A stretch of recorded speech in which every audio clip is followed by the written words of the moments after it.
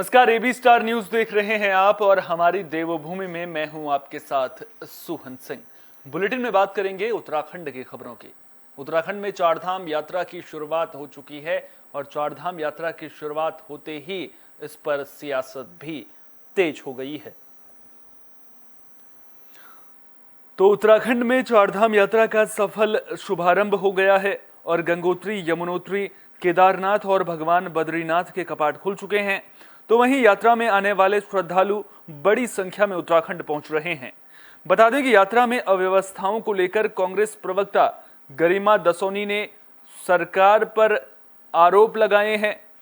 उन्होंने कहा है कि यात्रियों के साथ अभद्रता की जा रही है। साथ ही उन्होंने कहा कि हरिद्वार में श्रद्धालुओं के साथ मारपीट का वीडियो सोशल मीडिया पर वायरल हो रहा है, जिसकी उन्होंने निंदा भी की है। साथ ही कहा कि देवप्रयाग, रुद्रप्रयाग में भी श्रद्धालुओं के साथ अभद्रता की गई है। इससे उत्तराखंड के अतिथि देवो भव के संदेश को पलीता लग रहा है। तो चारधाम यात्रा की शुरुआत उत्तराखंड में हो चुकी है और उत्तराखंड में चारधाम यात्रा की शुरुआत के साथ ही कांग्रेस पार्टी ने सरकार को घेरना शुरू कर दिया है। व्यवस्थाओं को लेकर लगातार कांग्रेस की ओर से सवाल उठाए जा रहे हैं।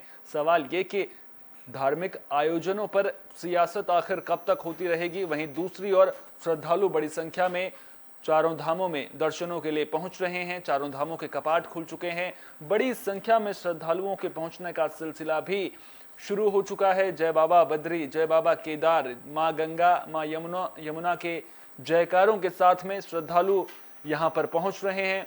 सरकार श्रद्धालुओं की सुविधाओं के मद्देनजर व्यवस्थाओं पूरी होने की बात कह रही है। सरकार कह रही है कि व्यवस्थाएं पूरी कर ली गई हैं, लेकिन दूसरी ओर विपक्ष की ओर से लगातार इस मामले को लेकर बयानबाजी की जा रही है। अव्यवस्थाओं की बात कही जा रही है। श्रद्धालुओं के साथ अभद्रता की बात भी अब सामने आ रही है।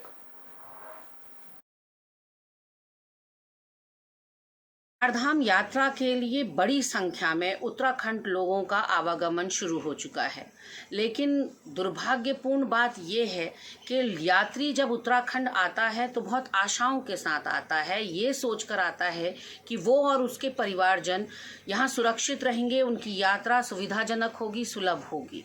लेकिन अब जो वीडियो सामने आ रहे हैं, हरिद्वार के अंदर काफ़ी सारी ऐसी वारदातें हुई हैं जहां यात्रियों के साथ मारपीट की गई है। प्रदेश अध्यक्ष बनने के बाद करण माहरा एक्टिव मोड में नजर आ रहे हैं। कांग्रेस ने उन्हें बड़ी जिम्मेदारी दी है और अब करण माहरा सरकार की कार्यशैली को लेकर सवाल उठाते हुए नजर आ रहे हैं।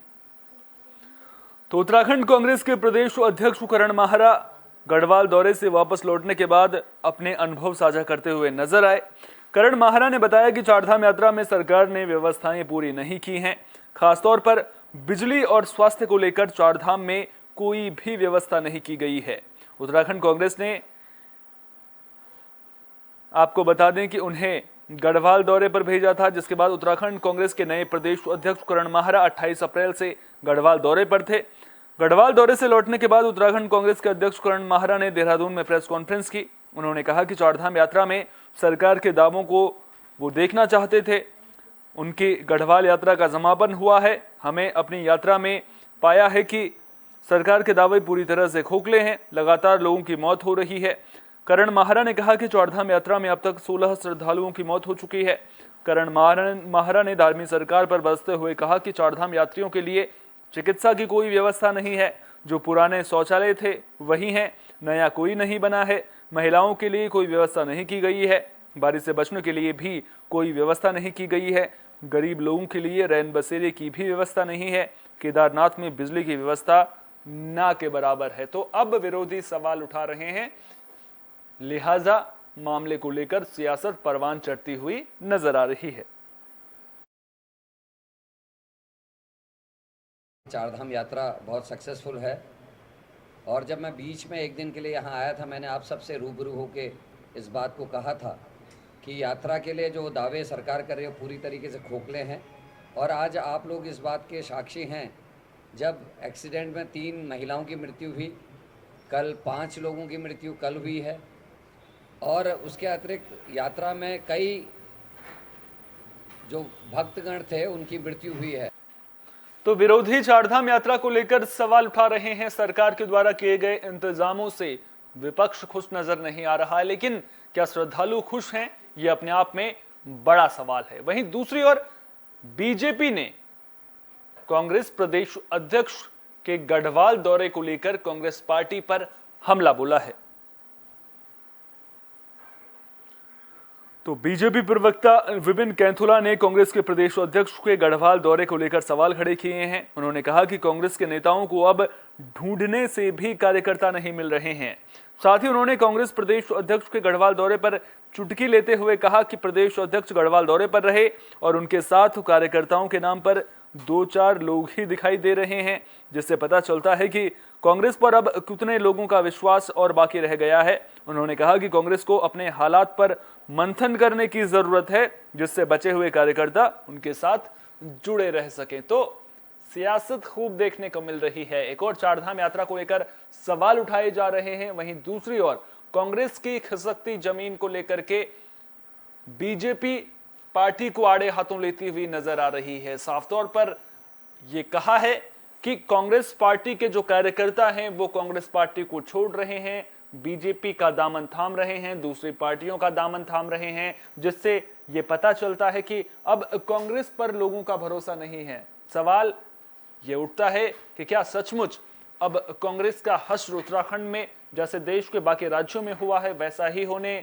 जा रहा है? क्योंकि अगर उत्तराखंड में कांग्रेस को अपनी सियासत जिस तरह से कांग्रेस पहले से करती आ रही है, जिस तरह से उत्तराखंड में हर 5 साल में सरकार बदलने का प्रचलन था, इस बार हालांकि बीजेपी ने उस मिथक को तोड़ दिया है, तो अब कांग्रेस को अगर वापसी करनी है तो मंथन करने की जरूरत जरूर है, लेकिन उसके लिए कार्यकर्ताओं का साथ होना बेहद जरूरी है। और जिस तरह से बीजेपी इस पूरे मामले को लेकर कांग्रेस पार्टी को घेरती हुई नजर आ रही है, ऐसे में देखना दिलचस्प होगा कि कांग्रेस अपनी जमीनी ताकत को मजबूत करने के लिए उत्तराखंड में और क्या कदम उठाती है।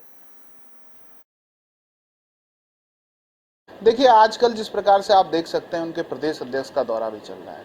कांग्रेस के पास उनके गढ़वाल मंडल के दौरे में प्रदेश अध्यक्ष के साथ आप देखेंगे कितने कार्यकर्ता हैं, कार्यकर्ता ही नहीं मिल रहे हैं। आज कांग्रेस के पास कार्यकर्ताओं की इतनी बड़ी कमी है कि उनके प्रदेश अध्यक्ष किस प्रकार से घूम रहे हैं, ये पूरी उत्तराखंड की जनता सोशल मीडिया में देख रही है। इसलिए कांग्रेस आज डरी सहमी ही नहीं, कांग्रेस के पास न कोई नेता है न नेतृत्व है। कांग्रेस जान चुकी है कि चंपावत में उनका बुरा हाल होने वाला। उत्तराखंड विधानसभा अध्यक्ष रितु खंडूरी ने यूपी के मुख्यमंत्री योगी आदित्यनाथ से मुलाकात की। इस दौरान दोनों नेताओं के बीच कई अहम मुद्दों को लेकर विचार विमर्श हुआ, बातचीत की गई। उत्तराखंड में विकास के दरवाजे किस तरह से खुलेंगे, इस बात को लेकर भी दोनों नेताओं के बीच चर्चा की गई। तो उत्तराखंड विधानसभा अध्यक्ष रितु खंडूरी ने मुख्यमंत्री योगी आदित्यनाथ से मुलाकात की। इस दौरान दोनों के बीच उत्तराखंड के विकास और कोटद्वार विधानसभा क्षेत्र से संबंधित विभिन्न मुद्दों पर लंबी वार्ता की गई। आपको बता दें कि विधानसभा अध्यक्ष इन दिनों यूपी के दौरे पर हैं। इसी क्रम में उन्होंने लखनऊ में मुख्यमंत्री योगी आदित्यनाथ से लोक भवन स्थित उनके कार्यालय में मुलाकात की और उनका आभार व्यक्त किया। इस मौके पर योगी आदित्यनाथ ने भगवान हनुमान की मूर्ति भेंट कर रितु खंडूरी का सम्मान किया। रितु खंडूरी ने उत्तराखंड के विकास के संबंध में विभिन्न विषयों पर बात की। वहीं अपने विधानसभा क्षेत्र कोटद्वार से जुड़े अहम मुद्दों को लेकर भी सीएम योगी से विस्तार से बातचीत की। योगी आदित्यनाथ ने भी विधानसभा अध्यक्ष को क्षेत्र के विकास में हर संभव सहयोग करने का आश्वासन दिया है। किस तरह से उत्तराखंड में विकास के दरवाजे खुलेंगे और इसमें यूपी सरकार किस तरह से मदद कर सकती है, इसको लेकर भी दोनों नेताओं के बीच में चर्चा हुई है और यूपी के मुख्यमंत्री योगी आदित्यनाथ ने हर संभव मदद का आश्वासन रितु खंडूरी को दिया है।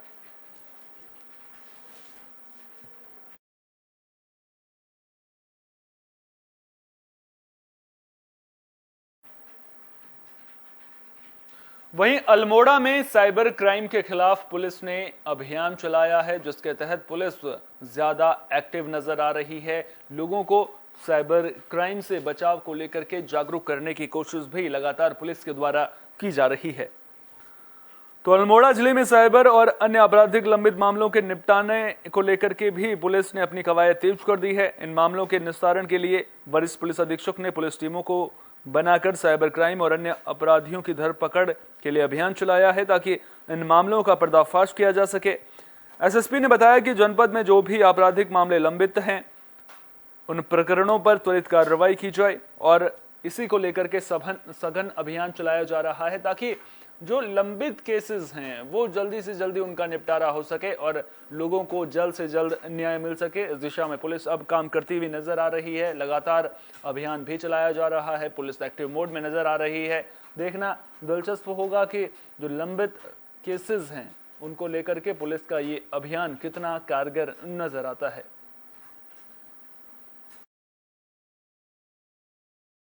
कुछ हमारे मामले लंबित हैं और जैसे कि हमारे पुलिस महानिदेशक महोदय का भी ये कहना है, उनका अभियान है कि जो भी मामले जो गत वर्षों से लंबित पड़े हुए हैं, विशेषकर साइबर फ्रॉड के मामले, साइबर क्राइम के मामले और अन्य फ्रॉड के या फिर जो अन्य पुराने जो मामले हैं, लंबित मामले हैं, उनको एक अभियान चला कर निस्तारित किया जाए। उत्तराखंड में पर्यटन सीजन शुरू हो चुका है और इस मौके पर उत्तराखंड में बड़ी संख्या में लोग दूर दूर से पहुंचते हैं। देश के कई हिस्सों से लोग यहां पर पहुंचते हैं। यहां तक कि विदेश से भी लोग पर्यटन सीजन के दौरान उत्तराखंड पहुंचते हैं। लेकिन पर्यटन नगरी मसूरी में सीजन के दौरान लंबा जाम लग जाने की वजह से पर्यटकों के साथ साथ आम लोगों को दिक्कतों का सामना करना पड़ता है, जिसको देखते हुए प्रशासन ने किंकरेग स्थित कार पार्किंग से शटल सेवा शुरू की है, जिससे बड़े वाहनों को और बिना होटल बुकिंग की गाड़ियों को किंकरेग स्थित पार्किंग में पार्क कर टैक्सी या होटल की गाड़ी से ही पर्यटकों को मसूरी ले जाया जाएगा ताकि शहर में लगने वाले जाम से राहत मिल सके। हालांकि इस सेवा से पर्यटकों को परेशानी का सामना भी करना पड़ रहा है, लेकिन फिलहाल पुलिस व्यवस्था बनाने में लगी हुई है और यहां से पर्यटकों को टैक्सियों के द्वारा मसूरी पहुंचाया जा रहा है। इस सेवा के अंतर्गत जहां टैक्सी चालकों का भी आमदनी का जरिया बना है, वहीं दूसरी ओर काफी हद तक पार्किंग की समस्या से भी निजात मिलने की उम्मीद है।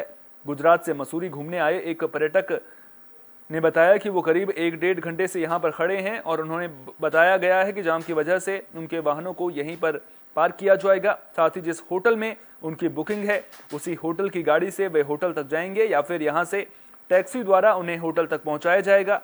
गुजरात से आए पर्यटक धर्मेंद्र भाई पटेल ने बताया कि वे अपने परिवार के साथ मसूरी घूमने आए हैं और प्रशासन द्वारा जो व्यवस्था की गई है उससे वे काफ़ी खुश हैं। उन्होंने कहा कि इस तरह की व्यवस्था से शहरवासियों के साथ साथ पर्यटकों को भी जाम से नहीं जूझना पड़ेगा।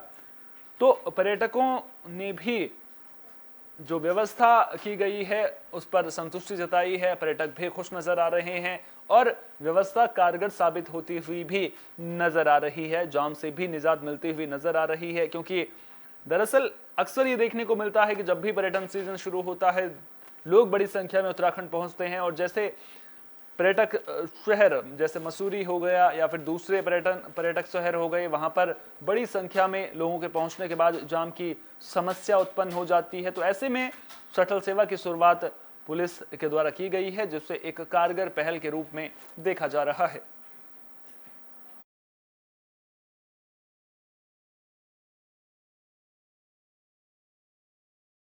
यहाँ खड़े हुए तो 1 घंटा हो गया और अभी खाने का भी टाइम हो गया है, चला गया। अभी खाना भी नहीं बना है, गाड़ी भी नहीं आ रही है। 1 घंटे बाद आएगी गाड़ी। हम यहाँ पहली बार आ रहे हैं। कोई दिक्कत तो ऐसी नहीं है, लेकिन सुना अभी बहुत ट्रैफिक है। पब्लिक हरिद्वार यहाँ 4 धाम के लिए बहुत लोग आए हैं, तो ट्रैफिक बहुत है वहाँ, ऐसा सुना। तो रास्ते में रोक लिया, अभी खाने का बाकी है। और वहाँ क्योंकि ट्रैफिक की वजह से वहाँ कोई गाड़ी को स्टे नहीं करने देते। वहीं नैनीताल में भी पर्यटन सीजन के मौके पर बड़ी संख्या में लोगों के पहुंचने का सिलसिला जारी है और यहां पर ट्रैफिक की जिम्मेदारी वॉलंटियर संभालते हुए नजर आ रहे हैं। ये वॉलंटियर लोगों को ट्रैफिक के नियम बता रहे हैं, साथ ही साथ बुजुर्गों को सड़क पार करने में मदद करते हुए भी नजर आ रहे हैं।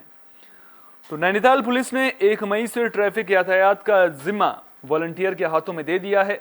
नैनीताल जिले में पर्यटन सीजन शुरू हो चुका है। यातायात व्यवस्था को दुरुस्त बनाए रखने के लिए वॉलंटियर्स की टीम जिले के विभिन्न शहरों के भीड़भाड़ वाली जगहों पर तैनात की गई है। हल्द्वानी सिद्धि चौराहे पर वॉलंटियर ट्रैफिक कंट्रोल करने के साथ साथ लोगों को यातायात का पाठ भी पढ़ा रहे हैं। इसके अलावा वे बुजुर्गों को सड़क पार करने में भी मदद कर रहे हैं। कोरोना वायरस को लेकर भी वे लोगों को मास्क पहनने की अपील कर रहे हैं। सीओ ट्रैफिक विभाग दीक्षित ने कहा कि वॉलंटियर अपनी जिम्मेदारी को बखूबी समझ रहे हैं। ये प्लान कामयाबी की ओर बढ़ रहा है। वे लोगों को मार्ग बताने में भी मदद कर रहे हैं। इससे युवा काफी प्रभावित हैं और वॉलंटियर बनने के लिए लगातार संपर्क भी कर रहे हैं।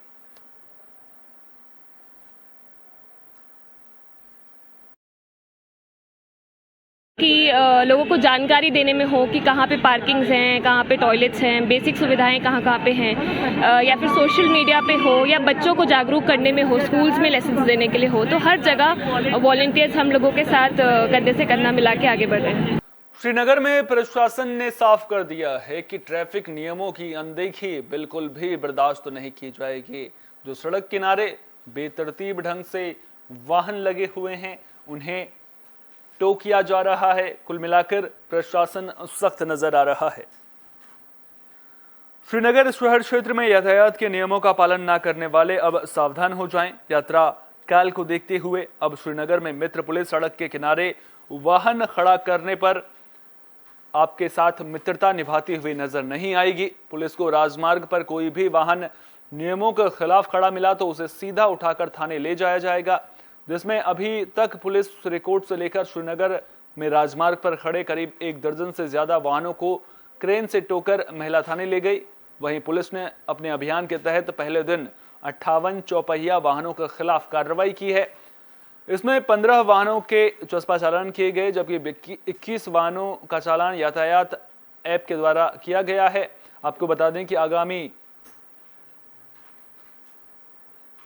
जिस तरह से आने वाले दिनों में श्रद्धालुओं की संख्या बढ़ेगी, तो इसको देखते हुए प्रशासन पूरी तरह से मुस्तैद नजर आ रहा है। यात्रा काल के दौरान नगर में जाम की स्थिति ना बन पाए, इसके लिए पुलिस कड़ी मशक्कत करती हुई नजर आ रही है।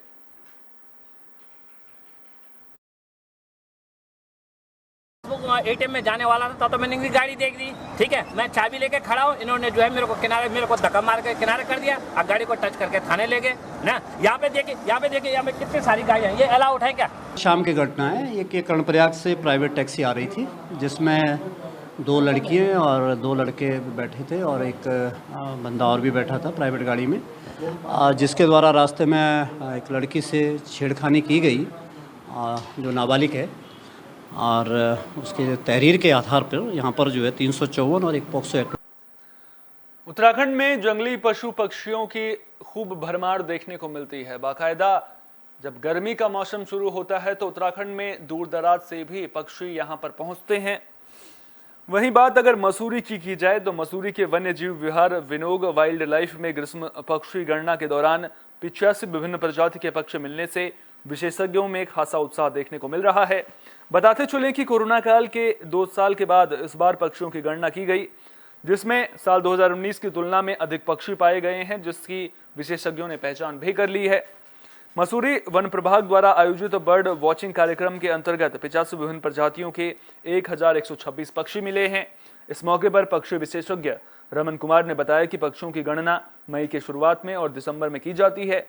उन्होंने कहा कि पक्षियों की गणना के लिए 8 किलोमीटर लंबे 4 रास्ते हैं। इन्हीं मार्गों से पक्षियों की पहचान की जाती है और इस बार पक्षियों की संख्या जो बढ़ी है इससे वे काफी रोमांचित हैं और आने वाले वक्त में और विभिन्न प्रजाति के पक्षी भी यहां पर आएंगे। वहीं मसूरी रेंज के डीएफओ कहकशा नसीम ने बताया कि विनोग वाइल्ड लाइफ सेंचुरी पक्षियों के संरक्षण के लिए बेहतरीन जगह है। उन्होंने बताया कि पक्षियों की गणना के लिए 4 टीमों का गठन किया गया, जिनके रिपोर्ट के आधार पर 85 प्रजातियों के पक्षी यहां पर मिले हैं, जिसमें विशेषज्ञों के साथ ही वन विभाग की टीम भी काफी रोमांचित नजर आ रही है।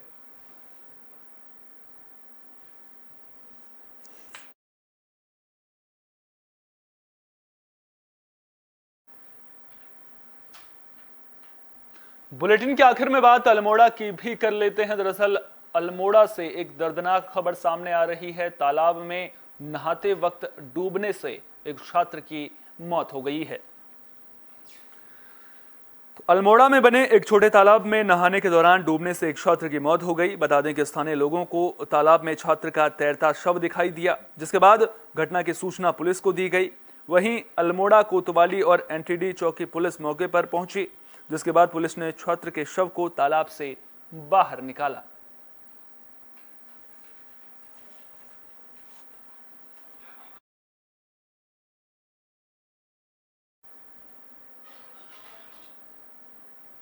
हमारी देवभूमि में फिलहाल के लिए इतना ही। देश दुनिया की तमाम अहम खबरों के लिए बने रहिए AB स्टार न्यूज के साथ, क्योंकि यहां पर खबरों का सिलसिला कभी नहीं थमता।